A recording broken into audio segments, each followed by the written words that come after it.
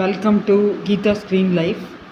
இப்போ நான் ரெண்டு வெங்காயத்தையும் கம்பேர் பண்ணி காட்டுறேன். இது பாருங்கள் எப்படி பேலாக இருக்குன்ட்டு. இது வந்து ஹைப்ரிட் வெரைட்டி. இது பாருங்கள் எப்படி டார்க்காக வெங்காய கலர் இருக்குது. இது பாருங்கள் இந்த மாதிரி டார்க்காக வெங்காய கலர் இருக்குது. இது பார்த்திங்கன்னா பேலாக இருக்குது. இதுக்கும் நல்ல டிஃப்ரென்ஸ் தெரியுதுன்னு நினைக்கிறேன். இது பார்த்திங்கன்னா பேலாக இருக்குது. இது பார்த்திங்கன்னா வெங்காய கலர் டார்க் வெங்காய கலரில் இருக்குது.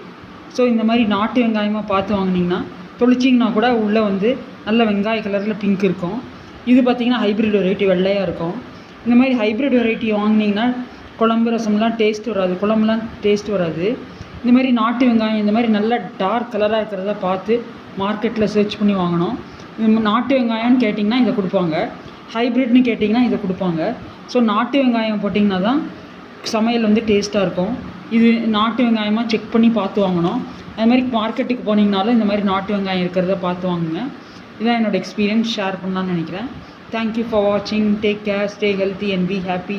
என்னோடய சேனல் பிடிச்சிருந்தால் லைக் பண்ணுங்கள், ஷேர் பண்ணுங்கள், சப்ஸ்கிரைப் பண்ணுங்கள். தேங்க்யூ.